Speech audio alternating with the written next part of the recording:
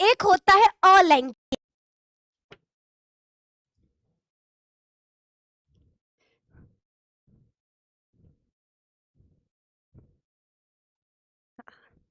Hello लोग, कैसे हैं आप लोग? ठीक है, तो देखो आज का क्लास बहुत बहुत बहुत इंपॉर्टेंट होने वाला है। जब भी हमारे गांव में किसी के घर बच्चा होता है तो एक वो सोहर गाया जाता है। ठीक है, आप लोग जरूर कहीं ना कहीं गानों में, इंस्टाग्राम पर या फिर घरों में सुने ही होंगे। तो आज निधि मैम की भी आवाज में सुन लो। ठीक है, एक बार फटाफट से पहले शेयर करो। ठीक है, पहले शेयर करो। तो देखो, जब भी अभी मेरे हाथ में कलवा है, देखो ये आपको पता है जब हम पहली बार स्टार्ट किए थे पढ़ाना तो जो मेरी फर्स्ट बैच थी वहां पे बच्चे हमको टिंकिया की मम्मी कहते थे। अब हमें नहीं पता क्यों। तो ये टिंकिया की मम्मी और ये टिंकिया अभी मेरे हाथ में है टिंकिया। ठीक है, तो जब टिंकिया मेरे हाथ में आई तो हम लोग गाना गाते हैं ना, जुग जुग जियो सोललनवा भवनवा में शोर भइल बा कि ललना। इसके बाद का गाना मुझे नहीं पता। हाय मेरे करम। ठीक आई रही है, मेरी टिंकिया को चोट लग गया। तो देखो आज हम लोग बस यही पढ़ने वाले हैं कि आखिर ये टिंकिया आई कैसे। क्लियर? 10th में हमारा चैप्टर था जीवों में जनन, जहां पे हमने बताया जनन का मतलब है अपनी पीढ़ी को चलाने के लिए अपने समान संतानों को उत्पन्न करना। इसे क्या कहते हैं बच्चा? इसे हम जनन कहते हैं। क्या कहते हैं? जनन कहते हैं। फिर हमने बताया कि जनन दो प्रकार का होता है, एक होता है लैंगिक जनन और एक होता है अलैंगिक जनन। ठीक है, लैंगिक और अलैंगिक जनन। कल वाली क्लास में हमने आपको अलैंगिक जनन पूरा का पूरा पढ़ा दिया। अलैंगिक जनन क्या है बच्चा? तो जनन की वह विधि जिसमें केवल एक जनक के द्वारा संतान बनता है, हम उसे क्या कहते हैं? अलैंगिक जनन कहते हैं। अब बात करेंगे लैंगिक जनन। तो मनुष्यों में जो हमारा इंसान है उसमें कौन सा जनन होता है? तो हर बच्चे को याद रखना है, मनुष्यों में होने वाला जनन लैंगिक जनन है। तो भैया हमको लगा है प्यास, ठीक है, टिंकिया की मम्मी को लगा है प्यास, तो ए टिंकिया मम्मी को पानी पियाओगे? तो देखो अब टिंकिया की मम्मी पिएंगी पानी। पहली ऐसी माँ जो अपने बच्चे का खून, सॉरी, जो अपने बच्चे का ही पानी पीती है। ठीक है, तो हमने टिंकिया का पानी पी लिया। अब टिंकिया तुम चुपचाप से जाओ पढ़ो और अपने दोस्तों को शेयर कर दो, क्योंकि देखो ये लोग तो शेयर करने वाले हैं नहीं। ठीक है, तो आप प्लीज फटाफट से अपने अपने दोस्तों को शेयर कर दो। तो टिंकिया जा रही है अब अपने दोस्त को शेयर करने। तुम लोग भी शेयर कर दो, मैं भी शेयर कर देती हूँ। ठीक है, मैं भी शेयर कर दूं भैया। कैसे शेयर होगा? ऐसे शेयर का बटन टेलीग्राम पर आना है, ये मैंने टेलीग्राम पर भेज दिया। ठीक है, टेलीग्राम पर चला गया, आप लोग भी टेलीग्राम को ज्वाइन रखना। अब हम स्टार्ट करते हैं। तो चलो भैया स्टार्ट किया जाए। सबसे पहला, जीवों द्वारा अपने समान नए जीवों को जन्म देना ही इस क्रिया को क्या कहते हैं? तो हर बच्चे को पता है, इसे ही हम प्रजनन या जनन कहते हैं। ठीक है, मनुष्य कैसा जीव होता है? तो मनुष्य एक लिंगी जीव है। अब सवाल, एक लिंगी किसे कहते हैं? एक लिंगी का मतलब ऐसे जीव जिसमें या तो नर भाग होगा या तो मादा भाग होगा। ठीक है, ऐसे जीव जिसमें नर और मादा में से केवल एक भाग प्रेजेंट होता है, हम उसे एक लिंगी कहते हैं। जैसे इंसानों में या तो वो नर होगा या तो वो मादा होगा, दोनों तो नहीं ना हो सकता। या तो वो नर होगा या तो वो मादा होगा। मनुष्यों में अलग अलग लिंग होता है, अलग अलग जंतुओं में। अब देखो हमने कहा कि मनुष्य में अगर जनन की बात करें, किसकी? अगर हम, अरे भैया इतना मोटा काहे चल रहा है जी, तनी पतिर करो पहले। हाँ, हमने कहा मानव, मनुष्य, मानव बोलो, मनुष्य बोलो, उसमें कौन सा जनन होता है? तो लैंगिक जनन। मनुष्यों में कौन सा जनन होता है मेरे दोस्त? लैंगिक जनन होता है। ठीक है, लैंगिक जनन करने के लिए हमको क्या चाहिए? दो जनक चाहिए। लैंगिक जनन करने के लिए हमें कौन चाहिए? तो मेरे दोस्त हमको दो लोग चाहिए। ठीक है, दो लोग चाहिए, एक तो नर होना चाहिए और दूसरा मादा। दोनों सेम नहीं हो सकते। ठीक है, दोनों का लिंग अलग अलग होना चाहिए। नर के शरीर में बनेगा नर युग्मक जिसको हम शुक्राणु कहते हैं, और मादा के शरीर में बनेगा मादा युग्मक जिसे हम अंडाणु कहते हैं। समझ में आया क्या चीजें हमने बताया? कि मनुष्यों में लैंगिक जनन होता है। लैंगिक जनन करने के लिए हमको दो जनक चाहिए, एक नर और एक मादा। दोनों के दोनों कैसे होने चाहिए? विपरीत लिंग वाले होने चाहिए। नर के शरीर में शुक्राणु बनेगा और मादा के शरीर में अंडाणु बनेगा। और जब यही शुक्राणु और अंडाणु मिलेंगे, यही शुक्राणु और अंडाणु जब मिलेंगे तो हमारा क्या बनता है? संतान बनता है।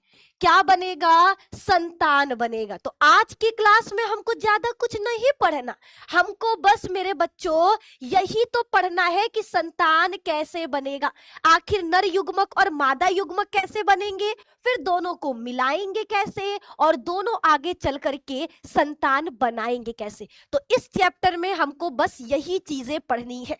आप बताओ तैयार हो? मैम यूपी वालों की क्लास चलेगी? अरे क्या चल रहा है तुम लोगों ने? अगर हमको एक दिन मिल जाते ही बच्चा जो लिखता है कि मैम यूपी का चलेगा, बिहार का चलेगा, ये मिल जाते बच्चे ना, तो कसम बता रहे हैं हाई ये टिंकिया, यही टिंकिया को उठाते और वो मामा को और मौसी को दब बसोटा दे बसोटा मारती। ठीक है, अब फिर तुम लोग टिंकिया को पकड़ के मार लेते। लेकिन भैया 10 बार बोल चुके कि यूपी बिहार हर बच्चा मेरी क्लास में पढ़ सकता है, लेकिन ना ई मंद बुद्धि हमारी लड़की टिंकिया को समझ में आ गया, तुम लोगों को समझ में नहीं आया है। देखो तुम्हारे मामा मौसी कितने पागल है, एकदम गधे हैं सब जी, एक ही चीजवा पूछते रहते हैं हमसे, नालायक कहीं के। और ले लो रही है यार इसको चुप कराओ, पहले तुम जाओ शांति से बैठ जाओ, ठीक है। बड़े दुष्ट मम्मी बनेंगे हम, ठीक है ना, बड़े दुष्ट मम्मी बनने वाले हम, समझ गए हम, है ना चलो अभी आगे बढ़ो। यहां तक बातें समझ में आ चुकी, यहां तक आपको मेरी बात समझ में आ चुकी, कोई दिक्कत परेशानी समस्या नहीं है? नहीं ना है? नहीं है। अब आगे आओ। अब देखो सबसे पहले पढ़ेंगे नर के शरीर में शुक्राणु बनाता कौन है और शुक्राणु बनने के बाद वो अंडे तक पहुंचता कैसे है, ये चीजें फर्स्ट हमको यही स्टार्ट करना है। तो चलो भैया स्टार्ट करते हैं। सबसे पहले याद रखना जंतु जीव दो तरह के होते हैं। जीव बच्चा कितने तरह के होते हैं? तो याद रखना 2 तरह के होते हैं। कितने तरह के? 2 तरह के। पहला जरायुज और दूसरा अंडयुज। अब जरायुज अंडयुज क्या है? तो कुछ जानवर एक बच्चे को जन्म देते हैं, उसे कहते हैं जरायुज या विविपैरस। वहीं पर कुछ जंतु ऐसे होते हैं जो अंडे देते हैं, तो अंडा देने वाला जीव क्या कहलाएगा? अंडयुज कहलाएगा। और बच्चा जंतु देने वाले जीव को क्या कहते हैं? जरायुज कहते हैं। ये 2 चीजें याद रखना, बच्चा देने वाला जरायुज, अंडा देने वाला अंडयुज। कोई दिक्कत परेशानी नहीं, ठीक है। बच्चा कौन देता है? इंसान देता है, कुत्ता देता है, बिल्ली देती है, बकरी देती है, वो क्या देती है? सीधे बच्चा उत्पन्न करता है। और अंडे कौन देता है? मुर्गी, बत्तख, कॉकरोच और क्रोकोडाइल, शुतुरमुर्ग, ये सब क्या देते हैं? अंडे देते हैं। वो सब क्या देते हैं? बच्चे को नहीं जन्म देते, अंडे को देते हैं, और अंडा फिर आगे चल करके बच्चे में बदल जाता है। तो ये आपको याद रखना है, कोई दिक्कत है? नहीं है। अब आगे की तरफ बढ़ो भैया, आ जाओ, आगे आ जाओ। हमने कल पढ़ाया था कि रेप्रोडक्शन यानी जनन का मतलब होता है अपनी पीढ़ी को चलाने के लिए अपने समान संतानों को उत्पन्न करना। अपनी पीढ़ी को चलाने के लिए अपने समान संतानों को उत्पन्न करना क्या कहलाता है? जनन कहलाता है। जनन 2 प्रकार का होता है, अलैंगिक और लैंगिक। अलैंगिक का मतलब है जनन की वह विधि जो किसमें होता है? निम्न कोटि के जंतुओं में होता है। इसमें केवल एक जनक की आवश्यकता होती है। इसमें न तो युग्मक बनते हैं, न युग्मक आपस में मिलकर निषेचन करते हैं, ना ही युग्मनज बनता है, ना ही भ्रूण बनता है। ये अलैंगिक के बारे में है। और लैंगिक जनन किसे कहते हैं? तो जनन की वह विधि जिसमें क्या होगा बच्चा? याद रखना, जिसमें 2 जनक भाग लेंगे हम उसे लैंगिक जनन कहेंगे। जिसमें युग्मक बनेगा, जिसमें युग्मक निषेचन करेंगे, युग्मनज बनाएंगे, भ्रूण बनाएंगे, हम उसे क्या कहते हैं? लैंगिक जनन कहते हैं। तो अलैंगिक और लैंगिक दोनों में आपको कोई कंफ्यूजन नहीं होना चाहिए, ठीक है, कोई समस्या नहीं होना चाहिए। बताओ कोई दिक्कत है? बोलो बोलो बोलो, क्या यहाँ तक में आपको किसी भी तरह की कोई समस्या, कोई सवाल जो आपके मन में खुड़बुड़ी मचा रहा हो, जो हुलेरा मार रहा हो, कोई सवाल है तो पूछ लो, ठीक है, कुछ पूछना है तो पूछ लीजिए, है ना। यहाँ तक में लगभग आपको, मैम आप पढ़ाओ तब तक हम टिंकिया को बाहर घुमा लाएंगे। कौन है रे फनी मोटिवेशन? बेटा है, तुमको नहीं पढ़ना है?